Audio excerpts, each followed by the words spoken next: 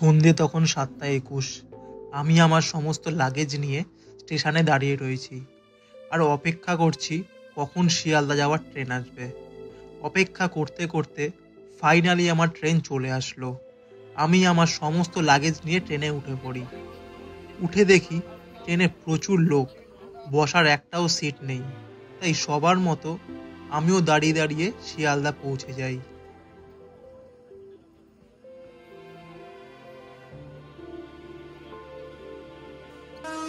Train থেকে নেমে আমি শিয়ালদার ১২ নম্বর প্ল্যাটফর্মের দিকে হাঁটতে থাকি। তারপর ওখানে গিয়ে দেখি ট্রেন ২ ঘন্টা লেট।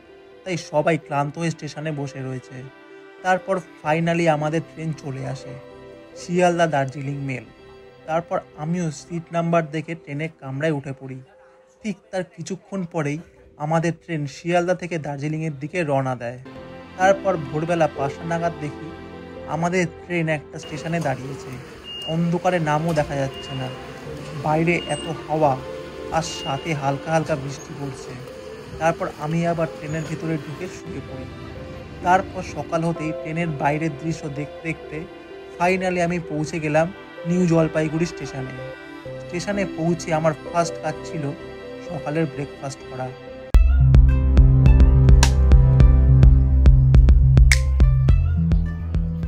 তাই দেরি না করে আমিও চলে যাই স্টেশনের কাছাকাছি একটা জলখাবারের দোকানে।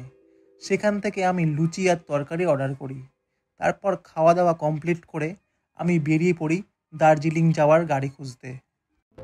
তারপর একটা গাড়ি করে আমি বেরিয়ে পড়লাম দার্জিলিংয়ের উদ্দেশ্যে।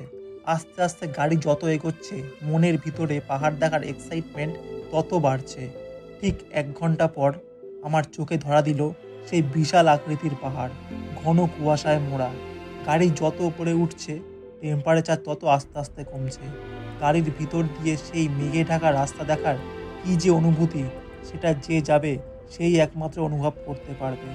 প্রায় ৩ ঘন্টা পাহাড়ে ওঠার জার্নি কমপ্লিট করে আমরা ফাইনালি দার্জিলিংয়ের হোটেলে এসে পৌঁছালাম। রুমে ঢুকেই আমার ফার্স্ট চোখ যায় জানলার দিকে, কারণ মনে একটা আশা ছিল যদি জানলা দিয়ে কাঞ্চনজঙ্ঘা দেখতে পাই তাহলে খুব ভালো হয়। সেই আশা নিয়ে আমি জানলা খুলতেই দেখতে পাই অপূর্ব দৃশ্য, কাঞ্চনজঙ্ঘা। তারপর দুপুরে লাঞ্চ কমপ্লিট করে আমি বেরিয়ে পড়ি মল রোডে যাওয়ার জন্য। যাওয়ার পথে চোখে পড়ল দার্জিলিংয়ের ক্লক টাওয়ার আর দুটো বিখ্যাত রেস্টুরেন্ট, কেভেন্টার্স অ্যান্ড গ্লিনারিজ। তারপর হাঁটতে হাঁটতে ফাইনালি আমি পৌঁছে গেলাম মল রোড। সেখানে গিয়ে লোকাল একজনের চা বিক্রেতার কাছ থেকে আমি চা খাই।